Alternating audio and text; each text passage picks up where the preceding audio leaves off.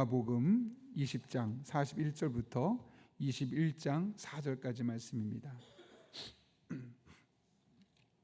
누가복음 20장 41절부터 21장 4절까지의 말씀, 우리 하나님의 말씀을 다 같이 한 목소리로 봉독하겠습니다. 예수께서 그들에게 이르시되 사람이 어찌하여 그리스도를 다윗의 자손이라 하느냐. 시편에 다윗이 친히 말하였으되 주께서 내 주께 이르시되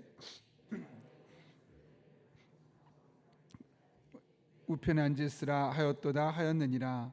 그런즉 다윗이 그리스도를 주라 칭하였으니 어찌 그의 자손이 되겠느냐 하시니라. 모든 백성이 들을 때 예수께서 그 제자들에게 이르시되 긴 옷을 입고 다니는 것을 원하며 시장에서 문안받는 것과 회당의 높은 자리와 잔치의 윗자리를 좋아하는 서기관들을 삼가라. 그들은 과부의 가산을 삼키며 외식으로 길게 기도하니 그들이 더 엄중한 심판을 받으리라 하시니라. 예수께서 눈을 들어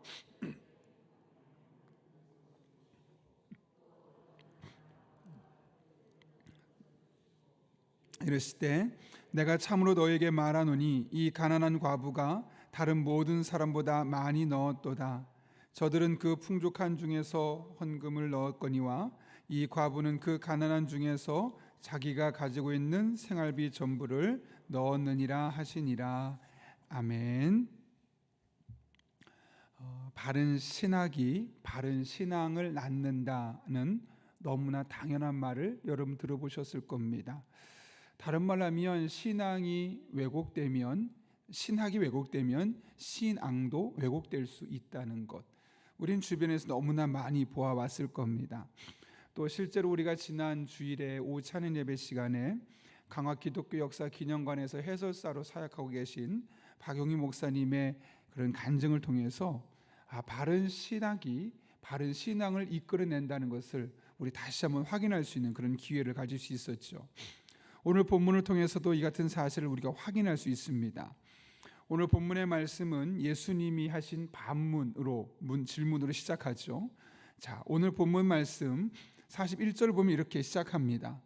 예수께서 그들에게 이르시되 사람들이 어찌하여 그리스도를 다윗의 자손이라 하느냐. 여기 이 말씀 보게 되면 이 말씀을 먼저 누구에게 했는가가 중요한데요. 41절을 보면 예수께서 그들에게 이르시되라고 말합니다. 여기서 말하는 그들이 누구일까요, 여러분? 바로 오늘 본문 바로 앞에까지 기록된 말씀 보게 되면 서기관들이 찾아와서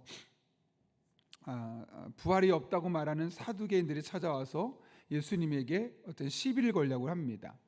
그때 예수님께서 그들의 계략을 다 알고 나서 말씀하셨고, 그 자리에서 서기관들이 뭐라고 말하냐면 예수님이 대단하신 분이다 라는 취지의 말을 합니다. 결국 이 말씀을 듣는 대상은 누구였겠습니까? 제자들도 있었겠고, 그 옆에 예수님을 속이려 하고 예수님을 잡아 죽이려 했던 서기관과 사두개인들이 그 자리에 함께 있었음을 우리는 알 수 있습니다.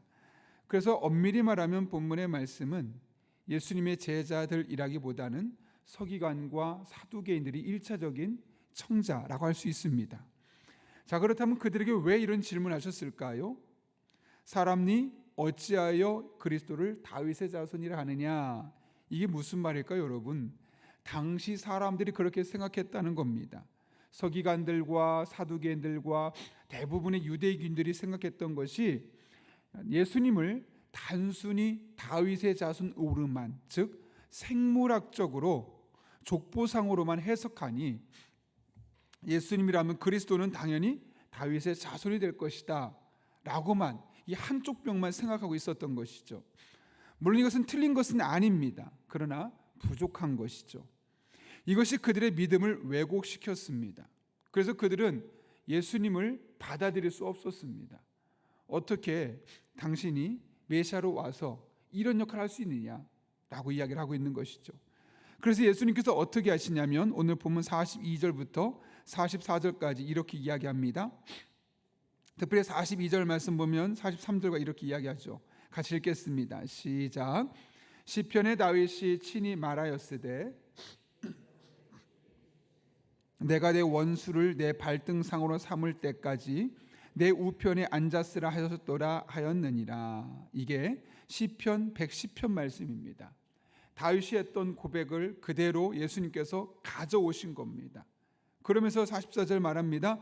그런즉 시편 110편을 보면 이미 예수님께서 다윗이 자신의 후순으로 그리스도 예수님을 일컬어 주라고, 퀴리오스, 주님이라고 일컫고 있는데, 어떻게 다윗이 그리스도를 주라 칭하였으니 그의 자손이 되겠느냐라고 말하면서 당시의 서기관들과 사두개인들과 바리새인들이 가지고 있었던 이 신학이 얼마나 잘못됐는지를 정면으로 대적하고 그들의 신앙을 깨뜨리고 있는 겁니다.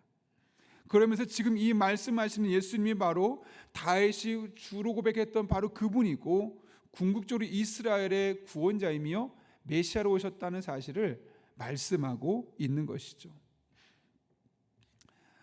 이렇게 예수님은 서기관과 사두개인들의 잘못된 신앙을 적극적으로 교정하고 바로잡고 계신 장면을, 오늘 그것이 바로 41절부터 44절까지의 말씀입니다. 왜 그러셨을까요, 여러분? 잘못된 신학은 잘못된 신앙을 가져오게 되어 있고, 또 잘못된 신앙은 잘못된 일상의 삶을 가져오기 때문에 그렇습니다. 여러분 잘 보십시오. 주변을 돌아보면서 신학적으로 잘못된 분들이 일상의 삶이 정상적인 경우를 본 적이 없을 겁니다. 신학적으로 왜곡되고 잘못되면 일상의 삶에도 문제가 일어납니다. 가정 속의 부부관계에 있어서도 잘못된 관계를 심어줄 수밖에 없고, 인간관계에 대해서도, 교회 안에서 하는 신앙생활에 대해서도 왜곡되고 잘못된 신앙관계를 우리에게 주기 때문에 결국 그들의 신앙은 왜곡될 수밖에 없고 일상의 삶이 무너지고 망가질 수밖에 없는 겁니다. 오늘 본문에 나오는 서기관과 사두개인들, 그들은 열심히 살았습니다. 그러나 그들의 신학이 잘못되어 있었기 때문에 그들의 신앙까지 잘못되어 있고, 결국 그 잘못된 신앙이 어떤 일을 초래했냐면 예수님을 죽이려 하는, 자신의 신앙에 다르다고 생각했던 그 예수님을 오히려 신성 모독자라고 판단하고 그 예수님을 어떻게 죽일까를 늘 궁리하는 사람들로 바뀌었다는 겁니다. 제가 싱가포르에 처음 갔을 때 노선도를 잘못 보고 차량을 반대로 가는 차를 탔던 적이 있습니다. 그러니까 한 5분 갈 거리를 한 30분을 삥 돌아가게 되더라고요. 더 멀리 방향을 인도할 수밖에 없는 겁니다. 우리 인생도 마찬가지 아니겠습니까, 여러분? 잘못 알면 잘못 가는 겁니다. 잘못 알면 멀어지는 겁니다. 잘못 알면 망가지고 망하는 겁니다. 문제는 지금 이 순간, 지금 서기관과 사두개인과 수많은 이 유대인들은 자신들이 제대로 믿고 있었다고 생각했고, 자신들이야말로 정통 신학을 하고 있다고 착각하고 있었다는 겁니다. 예수님께서 오늘 왜 이 말씀을 굳이 누가를 통해서 하나님께서 이 본문을 말씀하시는 걸까요? 우리도 그럴 수 있다는 거죠. 우리 인생도 얼마든지 이렇게 잘못될 수 있습니다. 우리가 알고 있는 것, 우리가 믿었던 것들이 잘 생각해 보면 성경적으로 잘못된 것일 경우가 얼마나 많은지 모릅니다.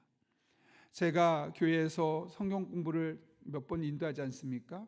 종종 제자반을 했었기도 했고, 또 사역자반을 하기도 하고, 또 예배 학교를 인도하기도 합니다.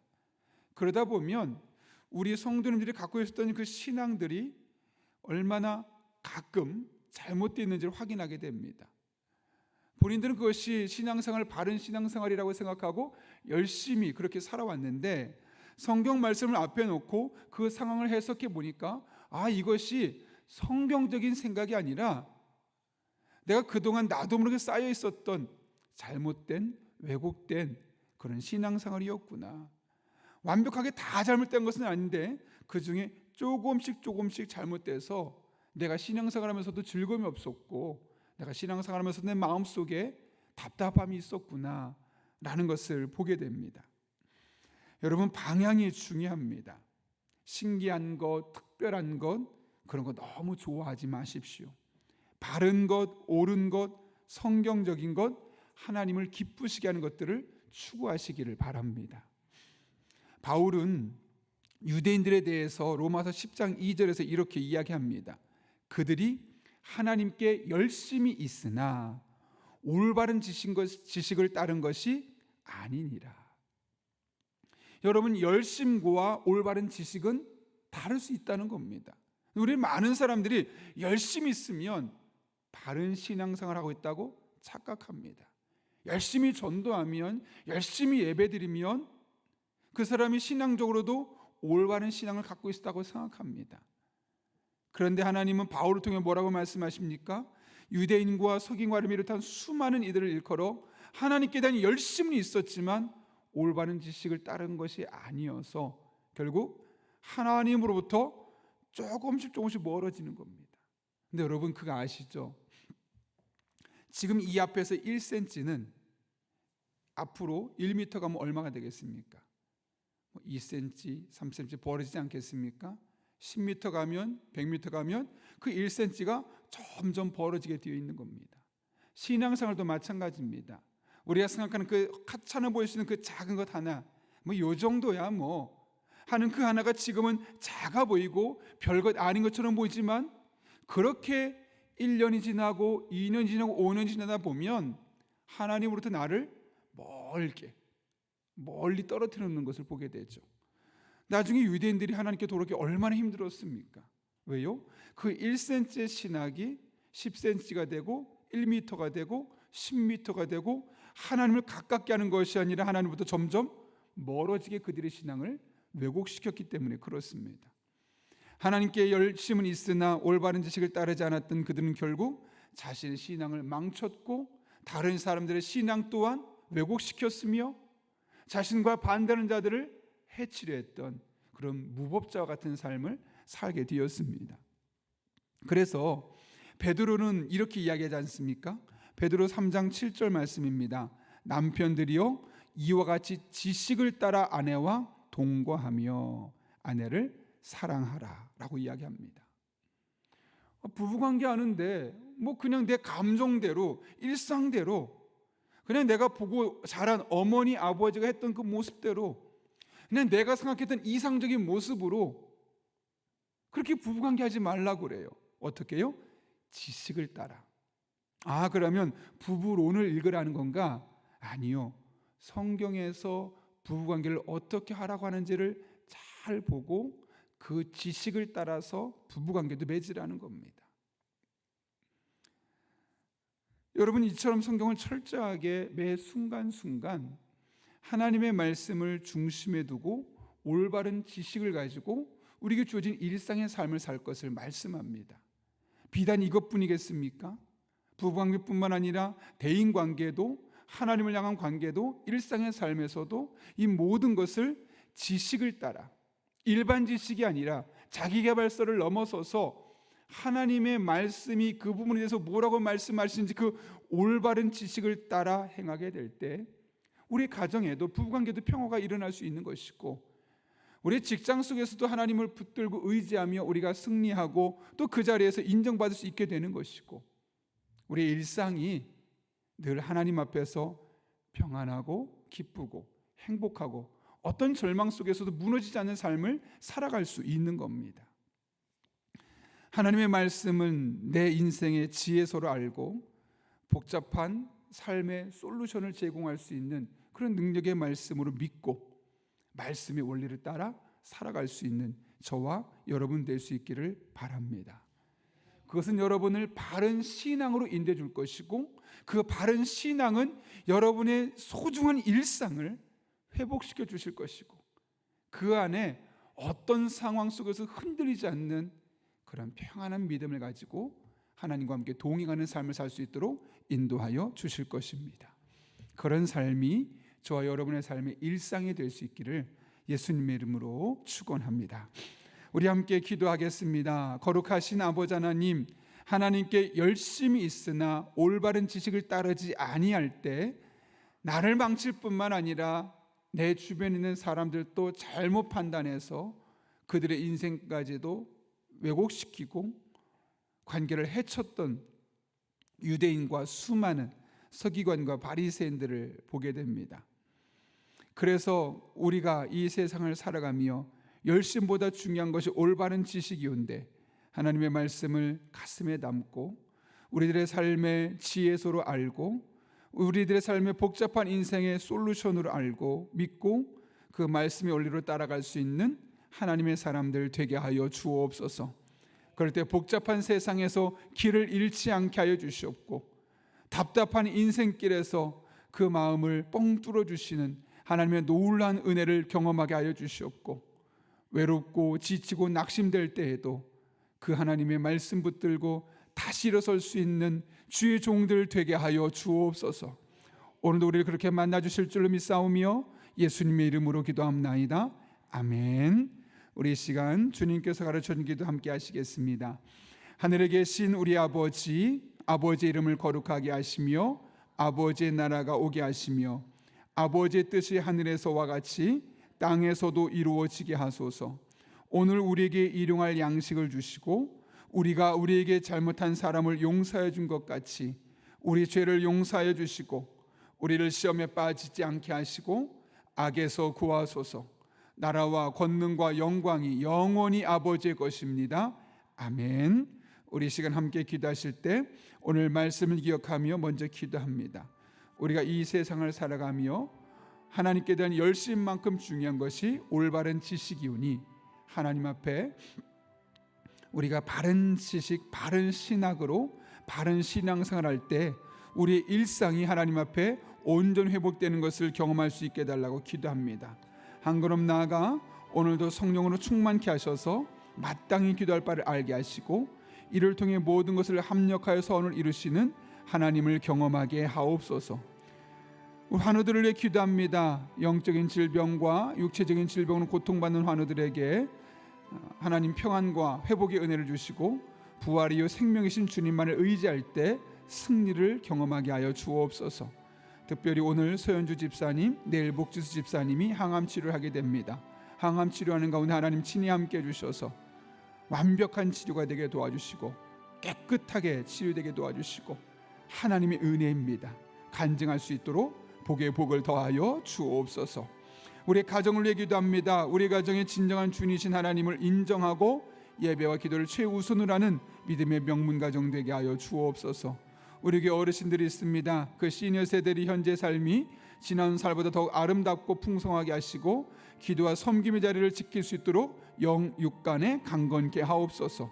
오늘 수요 전도대가 전도할 때 담대하게 자랑스럽게 복음을 전하게 하시고 수요 전도대 가운데 강력한 임재를 경험하는 수요 기도회 가운데 강력한 임재가 있는 그런 예배가 되게 하여 주옵소서. 또한 여러분이 가진 기도 제목과 여러분의 오이코스 멤버들을 위해서 이 시간 하나님의 은혜를 구하며 함께 기도하겠습니다. 거룩하신 아버지 하나님, 하나님을 바라보며 하나님을 찬양하며 의지하며 이 시간 믿음으로 기도하며 나아갑니다. 우리 성도들에게 오늘도 성령으로 충만하게 하여 주시옵소서. 내가 원하는 것 기도하지 않게 하시고 본능적으로 찾지 않게 하시고 하나님의 지혜를 구하며 인도하심을 구하며 무엇을 어떻게 언제까지 왜 기도될지 하나님께 적극적으로 물으며 성령 충만을 구하며 나아갈 때 우리는 마땅히 기도할 바를 알 수 없지만 성령 하나님 마땅히 기도할 바를 알게 하시고 깨닫게 하시고 그런 가운데 놀라운 하나님의 은혜를 다 경험할 수 있도록 주님께서 친히 역사하여 주옵소서. 성령께서 도우시는 기도, 우리 기도가 그런 기도가 되게 도와주셔서 기도할 때 답답하지 않게 하시고 매 순간순간 무엇을 기도해야 할지 어떻게 기도해야 할지 쉬지 않고 담대하게 기쁜 마음으로 감격하며 기도할 수 있도록 하나님 아버지 은혜를 더하여 주옵소서.